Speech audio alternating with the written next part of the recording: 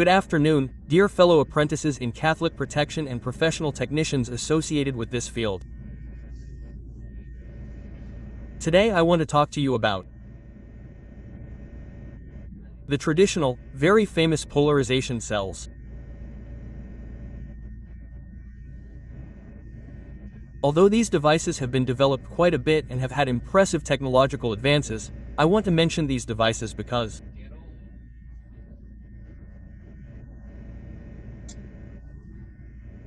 first, I would like technicians to take into consideration that, sometimes, these devices can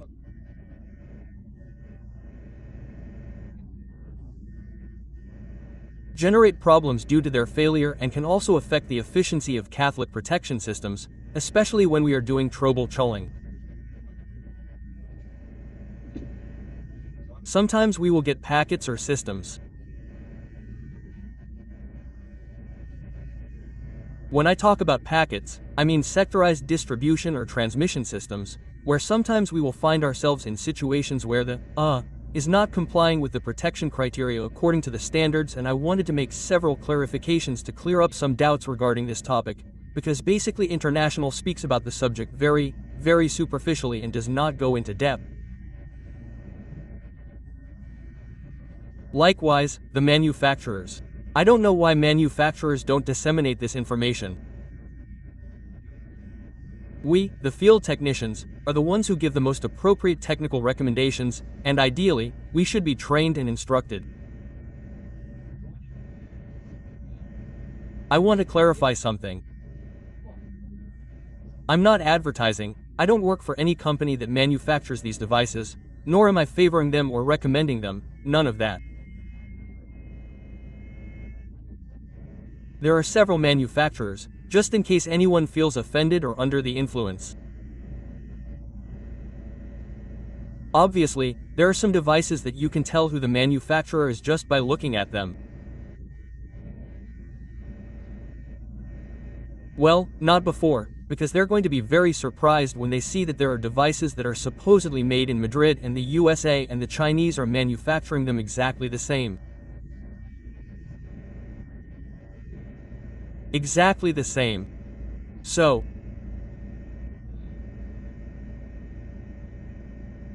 normally we're going to see three types of devices. These are different in the field. I want you to see them. I'm going to show them to you right now here on the computer. These are the devices that we won't find in the field.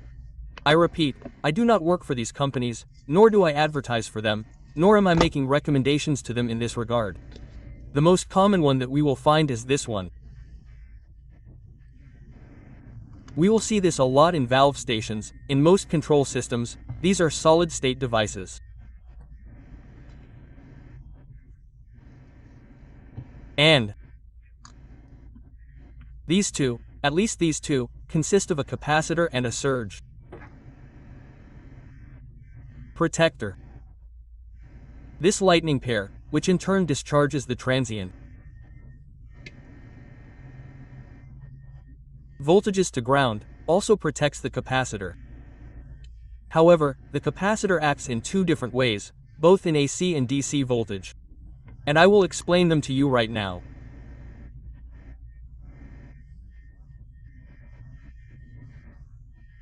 That is why I want you to take these devices into consideration when you are doing C, when you are doing DC-DG, when you are doing, annual surveys, because if these devices are damaged, or if they are presenting problems, or if there are certain conditions that were not taken into account, then they will have an influence or these, readings that will not be correct.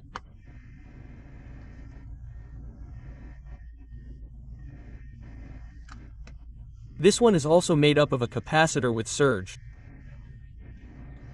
These surges are made of zinc metal oxide varistors and act like a varistor. Let's remember that varistors behave like a nonlinear resistance. What do I mean by this? They are in AC voltage, in alternating current voltage. I'll show them to you now so that you can understand. These are state-of-the-art devices. These are the devices that would be recommended for installation in systems that have cathodic protection, because these do not have advanced electronics.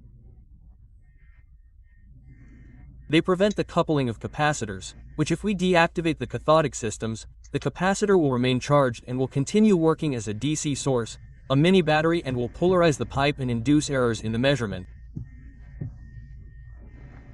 These devices already have advanced electronics.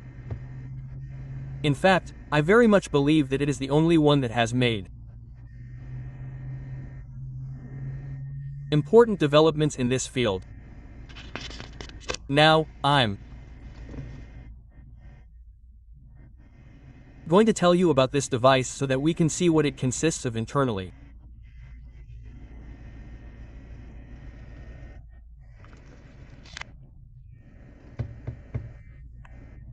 This is the normal, traditional PCR. As I told you, it has an electrolytic capacitor and a surge protector.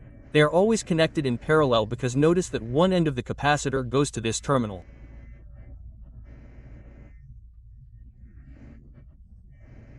Yes. And, of course, from here, these varistors, these two varistors, because this is a shunt arrangement, are also connected to this terminal, and the other terminal, which is this plate that goes here, this plate that goes here, goes to the other terminal. Therefore, it has a negative terminal and a positive terminal depending on the polarity of the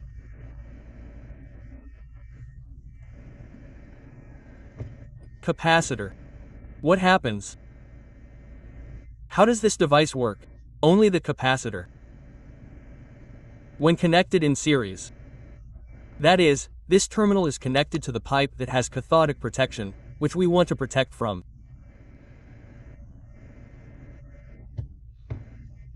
inductions due to alternating voltage interference, and it will discharge them to ground or to an anode arrangement that we place to perform this discharge. When it comes, I'm only going to tell you about this device. I'm not going to tell you about this one. When this device is connected in series, it will effectively work as a coupling. It will allow AC voltages and AC current to pass through.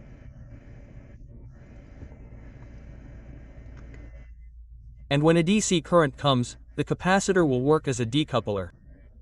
Why? Because it will generate high resistance to the passage of DC voltage. That's why it's called a DC voltage decoupler.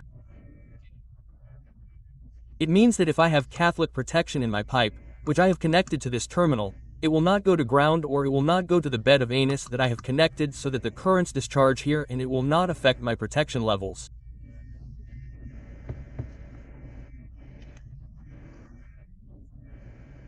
So, I repeat, in AC voltage it couples, drains, grounds the voltages induced by the electrical transmission line, and this device also blocks the DC voltage. However, these devices cannot withstand overvoltages. In other words, if there is an atmospheric discharge or a transient voltage increase due to the coupling of switches in their electrical stations, they will be damaged. That is why a surge arrestor is installed in parallel, because the surge arrestor will transfer the current. This system behaves like an open circuit, but when a voltage arrives, let's say it is 5 kBA or 10 kBA or 15 kBA, if 5000 volts arrives at this device, the varistors will behave as if they were a zero resistance. They will conduct currents, therefore, the current will transfer. And there will be a shunt. These will even act as spark gaps or spark arrestors. This, despite the manufacturer telling me that it is not a spark gap, it is not a spark gap, it is. Yes, it is. Of course, what happens is that since they know that these devices cannot be installed in classified areas, with explosive atmospheres, that's why they embed the other device and cast it in resin, which is this one.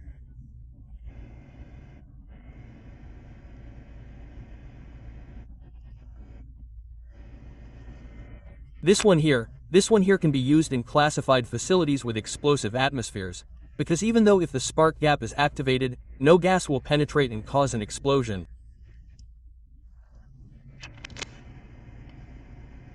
It bothered me when the manufacturing engineers tried to confuse me with that story.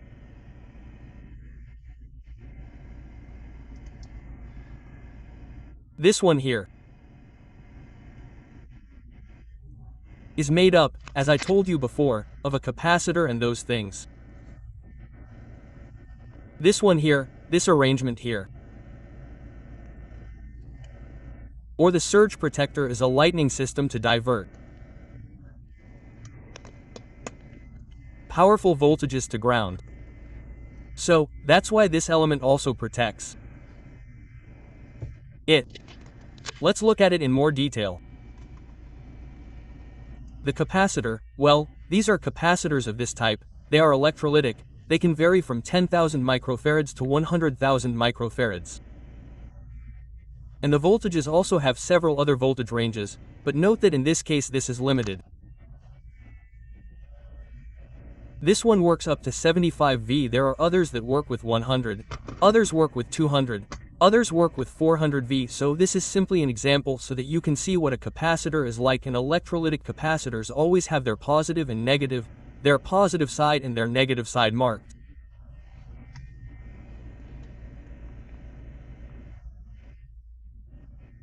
And as I mentioned, then this is the one that couples in AC in alternating current voltage and decouples in DC when connected in series. If it were connected in parallel, then at DC voltage it would work as a filter. Now, let's look at the varistors that I am telling you about. They are of this type. They are made of zinc metal oxide and they come in various capacities, as you can see in this photograph. This is the arrangement. Where is the arrangement? Let me look for it. Let me look for the arrangement. This is an arrangement of the varistors. It is in shunt because there are two. Notice that this plate is separating it. And this one is connected in parallel to the capacitor.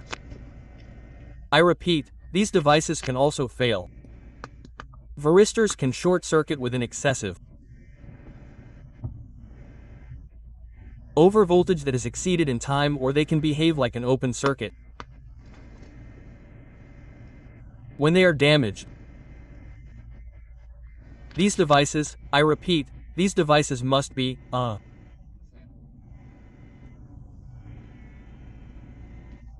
checked every year. Every year I should check that this is not short, that these ends are not short-circuited, or that they do not behave like an open circuit. Right now I'm going to do a field measurement so you can see that it's not that they fail, but that I'm simply going to simulate that they're going outside the ranges recommended by the manufacturer, and that this is going to cause problems in our cathodic protection. For example, this device. I'm going to work with one whose breakdown voltage the manufacturer tells me is between -2 volts and 2 volts positive. I'm going to do that right now on the field so you can see. I'm going to simulate that condition so you can see how it reacts and how the currents are discharged to ground in both AC and DC. It can't do that simulation in AC, but it can in DC. This is a typical old-school polarization cell. For those who remember this polarization cell, it worked with potassium hydroxide. Potassium hydroxide cells, but this only allowed the coupling of AC voltages to ground, but it didn't block the DC.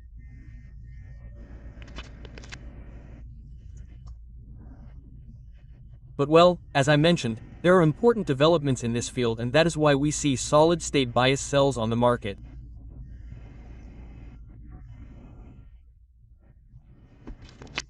Varistors and varistors, as I said, work in two different ways, both in alternating current voltage and in direct current voltage.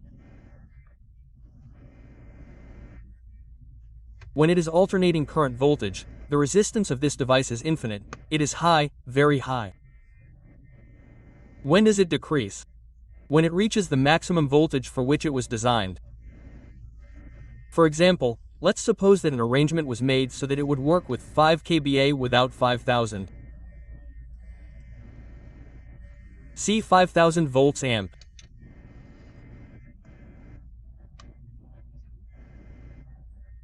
So, it means that its resistance, from infinity, will drop to 0, it will conduct current, it will behave like a conductor and will allow the current to pass. But at voltages of C, this device behaves like a diode, or, at least, its characteristic curve is similar to that of a diode, which is what we see here.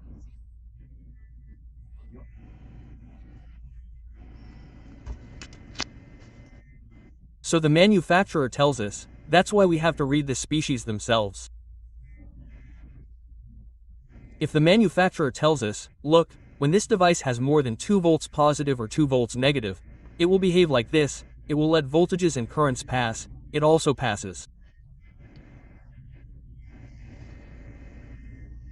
Electronegative voltages. So that device as such will behave like a diode. So that's why PCR devices can't be installed near cathodic prosthesis rectifiers, near where there are dynamic current problems, because if they go outside those parameters the device will fail. Another consideration that we have to take into account is that, temperatures. These devices can fail at temperatures of 60 degrees Celsius or at minus 40 degrees Celsius. They can also fail, that is, they can't react in the way they were designed.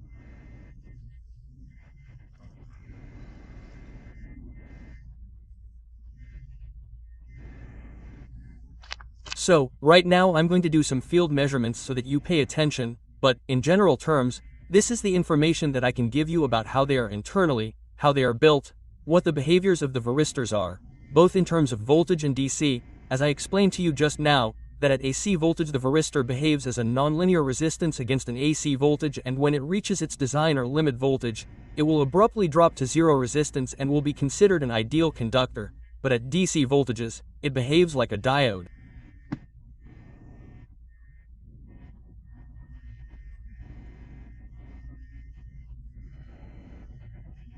So that can harm us in cathodic protection if the DC voltage currents that we are injecting are transferred to ground, and we will lose effective coverage, efficiency, and we can even fall into protection territory.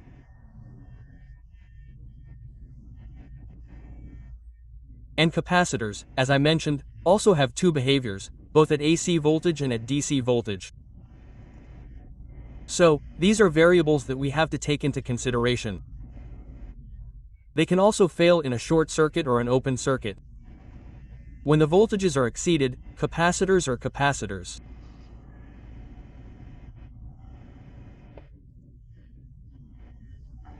Will fail in two ways, and they also behave like an accumulator, like a mini battery, and when we disconnect cathodic protection, the vessel will I would like to give you the most attention in a short period of time. Yes, it's true. It's a bit of a waste of time, but it will behave like an accumulator, a normal, wild battery, and will become a source of C voltage for us. When we can't see the real E interrupting. The systems, if there are these devices, the traditional ones don't decouple. Which is what I was telling you, this one and this one don't decouple, and it will then remain as a foo. Let's suppose we install a switch in one of the outputs for us to cause an interruption of the system. Okay, there it wouldn't couple. But if they are connected and we are making a potential measurement or AC without interrupting it, it will, when the cathode protection is turned off, it won't see the potential difference between its ends and it will start to release its voltage. This device does correct that. That's why I'm telling you, I'm not advertising to anyone, it's just done. Mind you, when I have the opportunity to evaluate this, I'll evaluate it. With assist, especially with the interruption cycles, because the manufacturer told me, I contacted them and he told me. I told the manufacturer, look, if I set a time, an interruption cycle of 1.5 and 0.55. This is fine. The device will respond at the right time. He tells me, yes, with 0.5 yes, but what if I select to set 0.7 on and 0.3 off so that the C is much faster and can advance with greater performance?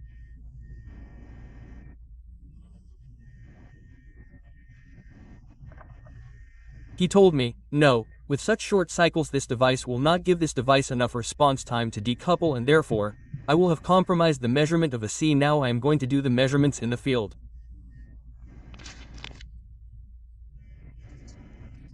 I hope this video does not take too long. This is a solid-state PCR device. So, notice that here the manufacturer is telling me to see if it improves, that the maximum blocking voltage TC is from -2 to 2V. Yes, you are seeing it. Right now I am going to simulate this. I am going to do this simulation to see how this device behaves. So, let's see that right now I am going to measure the voltages. Notice that the PCR has its positive side and its negative side. Let's put ourselves here. Excuse me, remember that I don't have an assistant for this and I don't know if you can see it. There it is. Negative, negative and positive. Also differentiated with the combs. I am going to measure the voltage of C. Before. This is the side, the negative is the one that connects to the pipe that we have cathodic protection. So, notice that I have a potential of -469,000 or 1.4 V. Okay, now I know that it is a pipe that has cathodic protection. I'm going to measure this side of the PCR and it shouldn't transfer that 1.4 volts to me because if it does then the cathodic protection is taking me to ground. Let's check if that's the case.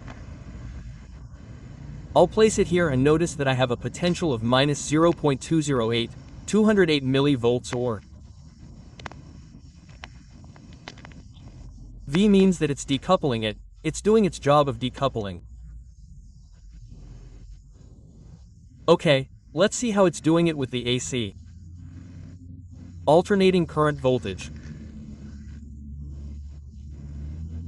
Alternating voltage is transferring 0.637, 637 millivolts to ground in BAC.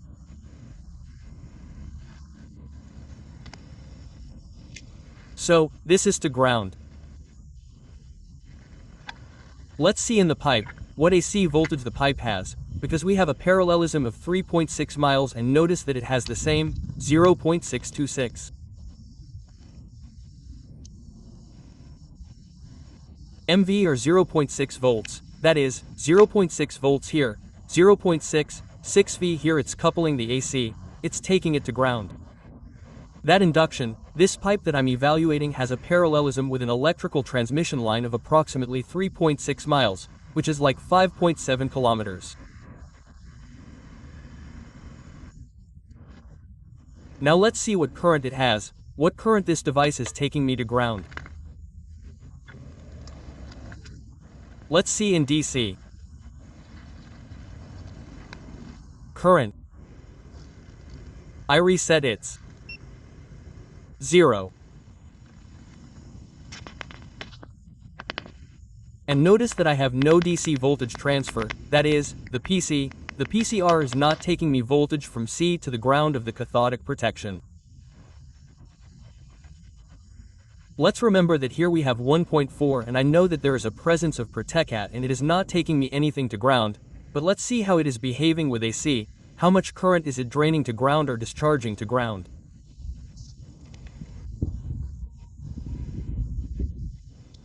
So, notice that if it is passing then the capacitor is coupling, it is doing its two jobs, let's say for DC, but it couples the AC and here we can see 6.33 amps, 6,300 amps milliamps. Remember, I made a video for you about instant death. Remember that from 50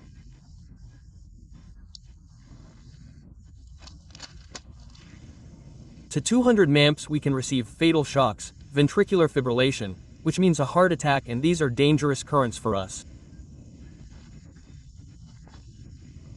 Not the voltage, but the current. We have to be careful with this. So, we have already seen that it is doing its job in AC voltage. It is transferring the AC voltage to me, and it is transferring the alternating current to me by induction. This is an alternating current by induction because this is a pipe that is in parallel. It is a 36-inch pipe. It is in parallel, not in a transmission line. Very well. I am going to place my multimeter in BDC. I am going to place it so that it measures here first in the negative, that is, the side that the pipe is connected to. But with the C stand, I have here a portable current source to make a pre-injection. What am I going to do? I am going to inject voltage and current to C. Remember that the manufacturer tells me that this fails the 2 volts negative and 2 volts positive. Yes, that's what I'm going to do here. I'm going to raise this potential. Right now it's at 1.4. When it reaches 2, I'm going to see how it reacts, and I want to see what current it lets me pass in DC. That's what I want to show you. It works like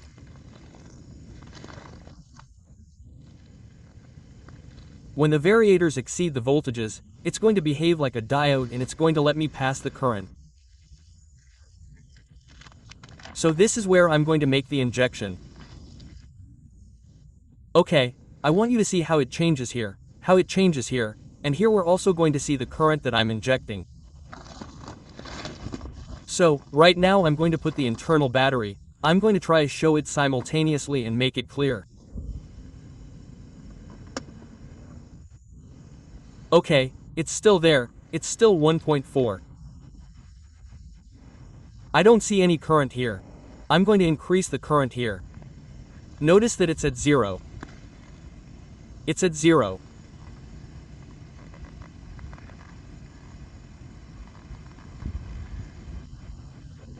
There I am injecting 7 amps with the source. Here I have, notice that it went up to 2700, and notice that 2.6 amps are going to ground. It means that since I exceeded the 2 volts that the manufacturer tells me, they are going to ground. What happens if I increase it and introduce more currents? Obviously, if I introduce more currents, the voltage, there I am introducing 13 amps. Let's see, the potential remains at 2.8, but it is transferring 7.9 to ground. So, does it mean that if this device is installed near a rectifier and I have these potentials close to the PCR will harm my Catholic protection, it will affect my protection levels, it will affect my effective coverage, and notice that I am simulating it here. Let's try to put it at 2 to see if it fails there, because he says that with 2 there is no problem. Up to 2 there is no problem. Here it has 2V, I am injecting almost 2.2 amps, and notice that it does indeed do its job. The manufacturer is telling me that it is not going to fail with 2 volts or even 2V. Look, it is not failing, it is not draining the current to ground. And here the potential is 1.9. Let's increase it a little bit. Let's increase it to 4 amps. The voltage went up to 2.4 and it is already starting to drain to ground.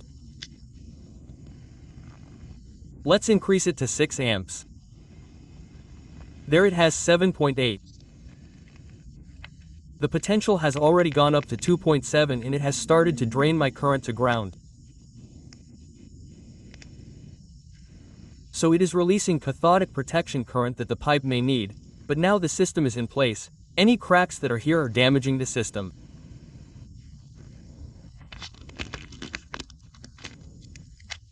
So, this is what I wanted you to see, how the variators behave, which are not working right now, because they are activated when there is a powerful electrical discharge, values outside the range, 10 kilovolts, 20 kilovolts or an atmospheric discharge that are very powerful.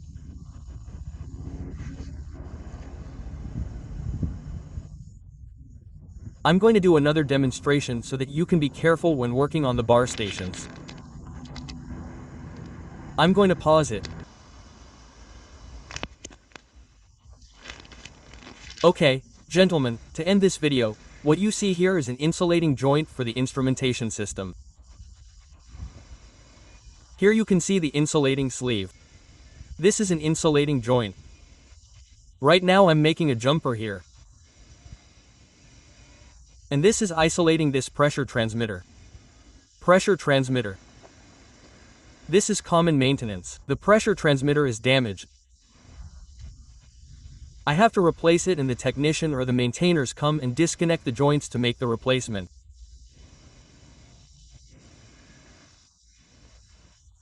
But I need to check if there is current present here, and if there is, I'm going to transfer it to this side. I have this electrical jumper. I connected this alligator here and I connected this alligator here. Let's see if we have current present.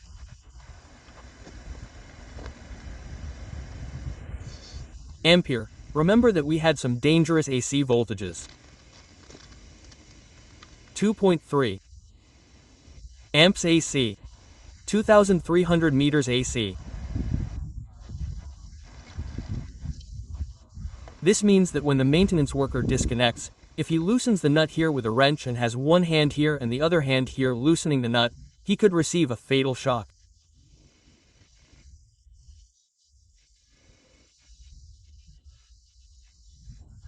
Let's remember that with 50 MAMP at 200 meters, we could have cardiac arrest and instant death. Well, we have 2,300 MAMP or 2.3 amp AC that could be. I'm transferring them right now with this bridge, that's why I'm measuring them with the clamp. This is to show you that we have to take the necessary precautions regarding the work and the risks associated with our safety. Gentlemen, once again it's a pleasure to have shared some of my knowledge with you. Good afternoon.